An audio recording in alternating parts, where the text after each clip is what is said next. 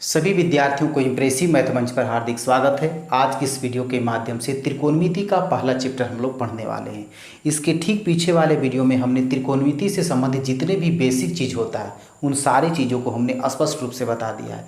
यदि अभी तक आप उस वीडियो को नहीं देख पाए हैं तो उसका लिंक इस वीडियो के डिस्क्रिप्शन बॉक्स में दिया हुआ है, वहाँ पर जाकर के आप उसको देख सकते हैं। ऐसा इसलिए हम बोल रहे हैं क्योंकि जब तक आप बेसिक चीज़ को अच्छे तरीके से नहीं समझेंगे तब तक कि आपको अगला चैप्टर जो है सो समझने में कन्फ्यूजन होगा। लेकिन फिर भी हम आपको समझाने का प्रयास करेंगे। आइए सीखते हैं, इसको बेहतर तरीके से बनाएंगे, अच्छे ढंग से बनाना सीखेंगे। तो सबसे पहला क्वेश्चन क्या है कि त्रिभुज ABC लीजिए, यानी क्या बनाना है हमको? त्रिभुज ABC बनाना है। हम आपको समझाए थे कि समकोण त्रिभुज बनाना है कि या कोई दूसरा त्रिभुज बनाना है। आपको त्रिकोणमिति में समकोण त्रिभुज का सहारा लेना होगा। आप देखिए इसमें क्वेश्चन में बोल भी रहा है कि त्रिभुज ABC लीजिए जिसका कोण C समकोण है। आपको एक समकोण त्रिभुज बनाना पड़ेगा, ठीक है। ऐसा हमने समकोण त्रिभुज बना लिया। अब यहाँ पर समकोण कहाँ पर होता है? जहाँ पर दो भुजाएं एक दूसरे को 90 डिग्री पर काटता है। तो ये एक भुजा ये हो गया, ये भुजा मैंने एक दूसरे पर ये खड़ा है ना, ऐसे सीधा ये खड़ा है, तो यहाँ पर समकोण हो गया यानी 90 डिग्री हो गया, ठीक है। यही समकोण क्या लिखने को बोलता है? यहाँ पर कहता है कि इसका नाम लिख दिया जाए C।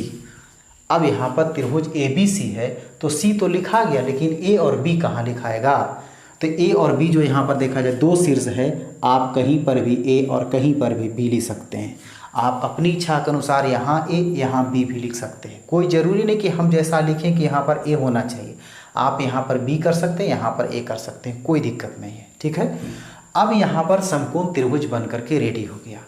इसके आगे क्या बोलता है? इसके आगे बोलता है कि इसमें AB बराबर 29 इकाई लिखा दिया जाए, यानी मीटर सेंटीमीटर कुछ नहीं दिया हुआ, उसका मापक क्या दिया? इकाई मानना है। AB के जगह पर, तो AB ये है, तो AB के जगह पर कितना लिखना है हमको? 29 इकाई लिखना है, ठीक है। यहाँ पर 29 इकाई लिख दिया। अब इसके आगे क्या बोलता है कि BC बराबर 21 इकाई लिखा जाए। तो BC कहाँ है? BC, तो इसके बीच की दूरी कितना हो जाएगा? 21 इकाई हो जाएगा, ठीक है। यहाँ से यहाँ तक 21 इकाई हो गया। अब यहाँ पर एक चीज़ देख रहे हैं कि कोण ABC यानी B बीच में है। जब भी कोण दिया हुआ रहे तो उसको बीच वाला अक्षर को देखना है कि ABC बराबर थीटा। तो थीटा जो है हम कहाँ पर लिखेंगे? शीर्ष A के पास लिखेंगे कि B के पास कि C के पास? तो बीच में कौन है? बीच में B है। तो यहाँ देखा जाए B, तो B के अंदर हमको जाना है, ठीक है ना। कोण बनाना है तो इसके अंदर जाएंगे। यहाँ पर क्या लिखना पड़ेगा? थीटा, ठीक है। यहाँ पर क्या लिख दिए? थीटा।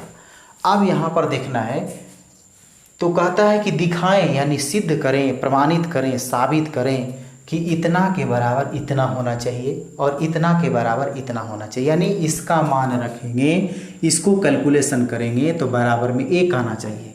वही बात इसमें है कि इसका मान रखेंगे माने सूत्र लिखेंगे, उसमें क्या उसका मान आएगा, उसको मान को रखेंगे, इसमें हल करेंगे इसको, तो इसका आंसर इतना आना चाहिए। तो देखिए हम एक एक करके समझते हैं। तो सबसे पहले क्या देखना है कि समकोण त्रिभुज है। समकोण त्रिभुज में 3 भुजाएं होती है। एक को कहते हैं कर्ण, एक को कहते हैं लंब, एक को कहते हैं आधार। तो इसमें लंब आधार कौन है आपको तीनों ज्ञात कर लेना बहुत ज़रूरी है, क्योंकि जब भी इसमें पूछेगा तो हो सकता है किसी में कर्ण पूछ दे, किसी में आधार पूछ दे, किसी में लंब पूछ दे। इसी चलते क्या है कि हमको तीनों जो भुजा है ना, तीनों भुजा मालूम होना चाहिए। तो सबसे पहले ये हमको डिसाइड करना है आखिर जो बचा हुआ है सी लंब है कि आधार है कि कर्ण है, क्या है। तो इसके बारे में जो है ना लंब आधार कर्ण को कैसे पहचानेंगे पीछे वाले वीडियो में हमने बता दिया है। तो यहाँ पर देखिए हम बताए थे कि शीर्ष के आधार पर जो कोण दिया हुआ उसके आधार पर हम लंब को पहचानेंगे। तो यहाँ पर थीटा दिया हुआ, तो इसके सामने जो भुजा होगा, जो कोण का माप दिया हुआ उसके सामने जो भुजा होगा, इसके सामने भुजा कौन हो गया? AB हो गया। देखिए इसके सामने कौन आ रहा है? ये आ रहा है, तो ये भुजा कौन हो गया? AC हो गया। तो AC को क्या कहेंगे हम? AC को लंब कहेंगे, ठीक है। लंब तो निकल गया। अब इसके बाद होता है आधार, फिर होता है कर्ण। तो लंब को और कर्ण को पहले देखेंगे और जो बच जाएगा सो आधार हो जाएगा। कर्ण कौन होता है? तो कर्ण सीधा पता चलता है क्या कि जो सबसे बड़ी भुजा है। तो सबसे बड़ी भुजा कौन है? AB है। यानी तिरछी भुजा को क्या कहते हैं? जो सबसे बड़ी भुजा होता है उसको कर्ण कहते हैं। यहाँ पर ही हो गया कर्ण, ठीक है। अब जो बच गया तो ये हो गया लंब, ये हो गया कर्ण, ये क्या बच गई? जो नीचे बची है उसको क्या बोलेंगे? आधार, ठीक है ना। ये हो जाएगा आधार। इसको फिर से समझ लिया जाए, ठीक है। लंब कौन होगा, तो जो कोण के सामने वाला भुजा होगा, जो कोण दिया हुआ, यहाँ दिया होता थीटा, तो इसके सामने भुजा कौन हो गया, AC, तो हो गया लंब। कर्ण कौन होता है, जो सबसे बड़ी भुजा दिया हुआ है, सबसे बड़ी भुजा कौन है, तो ये हो गया कर्ण। और जो बच गया, तो जो बच गया से क्या हो गया, आधार। अब यही यहाँ पर देखना है कि आधार दिया हुआ है 21, कर्ण दिया हुआ है 29, लेकिन यहाँ पर क्या है कि आपको लंब नहीं दिया हुआ है, ये नहीं दिया हुआ है, तो इसको आपको निकालना पड़ेगा। तो एक सूत्र लिखाए थे हम कि लंब बराबर क्या होता है, लंब बराबर क्या होता है, इसका होता है बड़ी भुजा का स्क्वायर यानी कर्ण का स्क्वायर माइनस आधार का स्क्वायर, ठीक है, इसका रूट होता है, ठीक है ना, इसका अंडर रूट। तो कर्ण कितना है, कर्ण का नाम क्या है, AB, ठीक है ना, जो सबसे बड़ी भुजा है AB का स्क्वायर हो गया। आधार कौन है, आधार देखिए BC है ना, तो BC का स्क्वायर हो गया। अब इसके बाद इसका अंडर रूट हो गया। देखा जाए AB कितना है, AB है 29 का स्क्वायर, BC कितना है 21 का स्क्वायर, ये हो गया अंडर रूट। 29 को 2 बार गुना किया जाए, यानी 29 में 29 से गुना करेंगे, ठीक है ना। 29 का 2 बार का मतलब हो गया कि 29 को 2 बार इस तरह से लिख करके गुना करना है, ठीक है ना। 29 में 29 से, ऐसा नहीं करना कि 29 को हम 2 से गुना कर देंगे, नहीं, 29 को 2 बार गुना करना है, कितना हो जाएगा 841। 21 को 2 बार गुना करना है, यानी 21 में 21 से गुना करना है, तो कितना आएगा 441। अब देखा जाए कि 841 में से 441 चल गया, कितना बचेगा 400। अब 400 का रूट यानी वर्गमूल कितना होता है 20, यानी 20 इकाई आ गया। कौन आ गया, ये लंब। लंब का नाम क्या था, AC था, ठीक है ना। तो AC बराबर कितना आ गया आपका, ये आ गया 20 इकाई, ठीक है, ये हो गया 20 इकाई। अब यहाँ पर हमको क्या करना है, पहला में क्या है, पहला में यहाँ बोल रहा है कि साइन स्क्वायर थीटा, ठीक है ना, प्लस कोस स्क्वायर थीटा बराबर क्या लाना है 1 लाना है।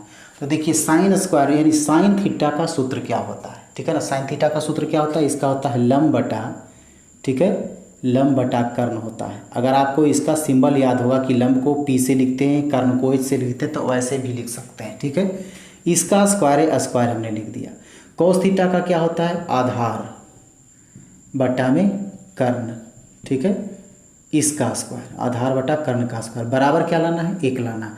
अब देखिए इसमें लंब पूछ रहा था कितना है लंब, ये है 20, यहाँ लिख दिए 20। कर्ण कितना है, कर्ण देखिए कितना दिया हुआ है यहाँ पर 29, ठीक है, 29, इसका स्क्वायर हो गया। प्लस आधार कितना है, आधार है 21 हो गया। कर्ण कितना है 29 हो गया, ठीक है। अब इसके बाद आगे देखिए 20 को 2 बार गुना करें कितना होगा 400, 29 को 2 बार गुना करें कितना होगा 841। इसी तरह से इसको 21 को 2 बार गुना करें कितना होगा 441, 29 को 2 बार गुना करें कितना हो जाएगा 841। अब यहाँ पर देखा जाए कि दोनों का एलसीएम कितना हो जाएगा, दोनों का एलसीएम 841 ही रहेगा, ठीक है। अब इसको भाग देंगे तो एक मरतबे कट जाएगा तो बचेगा कितना ही 400, फिर इसको भी काटेंगे तो कट जाएगा, बचेगा 1 में 441 से गुना करेंगे 441। अब 441 और 400 कितना हो जाएगा 841, ठीक है, यानी यहाँ पर कितना हो जाएगा 841 बटा में 841 बराबर। अब इधर देखा जाए जो भी बराबर 1 था, बराबर 1 था, बराबर 1 था, यहाँ भी बराबर 1, देखिए कट गया तो कितना आया 841 से 841 एक मरतबा कट गया, तो इधर भी 1 इधर भी 1, यानी 1 बराबर 1 आ गया, तो लिख देंगे LHS बराबर RHS, यानी left hand side equal to right hand side हो गया, ठीक है ना, यानी बायां पक्ष और दायां पक्ष दोनों बराबर हो गया। तो क्या हो जाएगा ये सिद्ध हो जाएगा, यानी प्रूव्ड, PROVED। अब इसी तरह से हम दूसरा क्वेश्चन देखते हैं। दूसरा इसमें क्या है, दूसरा क्या पूछ रहा है कि कोस स्क्वायर थीटा, ठीक है, cos square theta minus sine square theta, और बराबर क्या लाना है 41 बटा 841, ठीक है। तो कोस थीटा का सूत्र क्या होता है, तो कोस थीटा का सूत्र होता है आधार बटा कर्ण, ठीक है, आधार बटा कर्ण, इसका स्क्वायर तो स्क्वायर कर दिए। साइन थीटा का क्या होता है लंब बटा कर्ण, ठीक है, लंब बटा कर्ण, इसका स्क्वायर बराबर क्या दिया हुआ है 41 बटा में 841, यानी इसको हल करेंगे तो इतना आना चाहिए, दोनों तरफ बराबर हो जाना चाहिए। आधार कितना है देखा जाए 21 है, 21 लिख दिया। कर्ण कितना है 29 लिख दिया, इसका स्क्वायर, ठीक है। लंब कितना है, लंब है 20, कर्ण कितना है 29, इसका स्क्वायर बराबर में जैसे है वैसे लिखते चलाइए, इसको कुछ नहीं करना क्योंकि इसको हल करके इसको लाना है। अब यहाँ पर 21 को 2 बार गुना करेंगे 441, 29 को 2 बार गुना करेंगे 841, माइनस 20 को 2 बार गुना करेंगे तो 400 और 29 को 2 बार गुना करेंगे 841, बराबर में कितना है तो 41 बटा में 841। ठीक है, अब यहाँ देखा जाए दोनों का एलसीएम कितना हो जाएगा तो 841, ये भाग देंगे तो कट जाएगा, कितना बचेगा 441, ये भी भाग देंगे कट जाएगा, कितना बचेगा 1 से कटेगा तो 400 से गुना करेंगे इतना हो जाएगा 41 बटा में 841। अब 441 में से 400 चला गया, कितना बचा, ये बचा 41 बटा में 841 और इधर में कितना हो गया 41 बटा में 841। ये देख रहे हैं कि दोनों तरफ क्या हो गया, दोनों तरफ जब बराबर हो गया तो इसी तरह से लिख देना है LHS बराबर RHS, यानी बायां पक्ष बराबर दायां पक्ष। अगर दोनों तरफ बराबर आ गया तो आपका सिद्ध हो गया। दूसरा क्वेश्चन ये है कि एक समकोण त्रिभुज ABC में कोण B समकोण है, यानी कोण B बराबर 90 है। क्या करना है हमको, समकोण त्रिभुज बना लेना है। ठीक है ना, अब देखना है यहाँ पर कि जो समकोण बना यानी 90 डिग्री बना तो कहाँ पर बना 90 डिग्री, कहाँ पर बोल रहा है कि कोण B बराबर 90 डिग्री लिखना है। यहाँ पर लिख देंगे B, त्रिभुज का नाम क्या है ABC, तो B तो हमने लिख दिया, A और C कहीं पर भी लिख सकते हैं। चलिए यहाँ A लिख दिया, यहाँ C लिख दिया। ठीक है ना, त्रिभुज ABC बन के तैयार हो गया। इसके पहले वाला क्वेश्चन में क्या था कि आपको यहाँ दिया हुआ था, यहाँ दिया हुआ था, है कि नहीं, यानी 2 भुजा दिया हुआ था, इसमें कोई भुजा नहीं दिया हुआ है। तो कैसे, इसके बदले क्या दिया, यहाँ दिया है tan A बराबर 1 है और आपको सिद्ध करना है कि इतना को हल करके 1 लाना है। तो जो दिया हुआ इसी पर हमको दिमाग लगाना है कि आखिर दिया हुआ है क्या, उसी में से हमको सारा इसमें भुजा को ज्ञात कर लेना है। क्योंकि इसमें क्या करना पड़ेगा, लंब आधार कर्ण हमको तीनों ज्ञात रहना चाहिए और इसमें एक भी ज्ञात नहीं है। तो कहाँ से आएगा, तो देखिए यहाँ पर tan A बराबर दिया हुआ, यहाँ पर लिखेंगे चूँकि tan A बराबर कितना दिया हुआ, 1 दिया हुआ है। तो tan थीटा का सूत्र होता है क्या, tan थीटा का सूत्र क्या होता है, इसका होता है लंब बटा में आधार, यही होता है ना, लंब बटा आधार। और इधर कितना 1, तो इसके नीचे कुछ नहीं तो 1 हो गया, यानी लंब बराबर 1 हो गया, आधार बराबर भी 1 हो गया। तो लंब बराबर कितना आ गया, तो अब लंब होगा कौन। अब तो बात यहाँ पर आता है कि जब थीटा दिया हो तो उसके सामने वाला भुजा नाम हो जाता था, लेकिन यहाँ पर लंब कौन होगा, तो देखा जाए यहाँ थीटा के प्रकार दिया हुआ है, tan थीटा पढ़ना चाहिए था लेकिन थीटा नहीं है, तो यहाँ पर A दिया हुआ है, यानी A के सामने ही हो जाएगा लंब। ठीक है, और क्या बताया, जो सबसे बड़ी भुजा होता है वो क्या हो जाएगा, कर्ण। तो जो बच गया से क्या होगा, आधार, यही होगा ना। चलिए ये हो गया, जो दिया हुआ है थीटा का जगह पर जो शीर्ष का नाम है उसके सामने वाला भुजा लंब हो जाएगा, जो सबसे बड़ी भुजा होता है वो कर्ण हो जाएगा और जो बच गया सो आधार हो गया। अब यहाँ पर देखना है कि लंब बराबर क्या हो गया 1, तो यहाँ लंब बराबर कितना हो जाएगा 1, आधार कितना है 1, आधार कितना हो गया ये 1, तो कर्ण बच गया। तो कर्ण हमको निकालना पड़ेगा, तो कर्ण का सूत्र क्या होता है, तो कर्ण का सूत्र होता है लंब स्क्वायर। ठीक है ना, लंब स्क्वायर प्लस आधार का स्क्वायर, इसका अंडर रूट होता है। लंब कितना है, लंब 1 है, 1 का स्क्वायर हो गया। आधार कितना है, ये भी 1 है, 1 का स्क्वायर हो गया। अब 1 को 2 बार गुना करेंगे, 1 को 2 बार गुना करेंगे, 1 कितना हो जाएगा 1 1 2, तो 2 का रूट निकलता नहीं है, यानी ये कितना आ गया, ये आ गया कर्ण रूट 2 आ गया। ठीक है ना, ये लंब हो गया, ये आधार हो गया, ये कर्ण हो गया। लंब बराबर 1, आधार बराबर 1 और कर्ण बराबर रूट 2। अब जो कहता है इसमें उसी के अनुसार हमको लिख देना है। तो क्या बोल रहा है कि 2 sin A into cos A बराबर क्या लाना है, 1 लाना है। तो ये 2 लिखा हुआ है तो 2 का 2 लिख देंगे, गुना, यहाँ पर गुना का चिन्ह है, साइन A यानी साइन थीटा, तो साइन थीटा बराबर क्या होता है, तो साइन थीटा बराबर होता है लंब बटा कर्ण होता है। ठीक है ना, अब यहाँ पर इंटू है यानी गुना का चिन्ह, कॉस थीटा, तो इसका क्या होता है सूत्र, इसका होता है आधार बटा में क्या होता है, बटा में कर्ण होता है। बराबर क्या दिया हुआ 1, हमने 1 लिख दिया।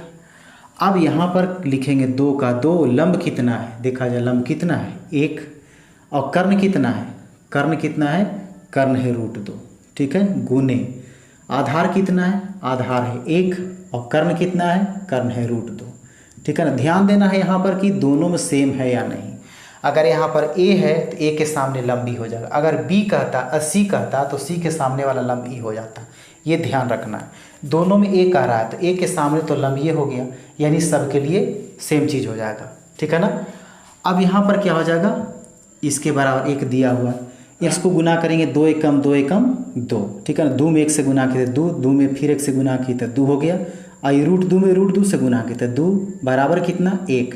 तो यानी इसको अगर काटेंगे तो एक मरतब कट जाता है, तो एक इधर भी और एक इधर भी, यानी LHS बराबर RHS, यानी दोनों तरफ क्या हो गया बराबर हो गया।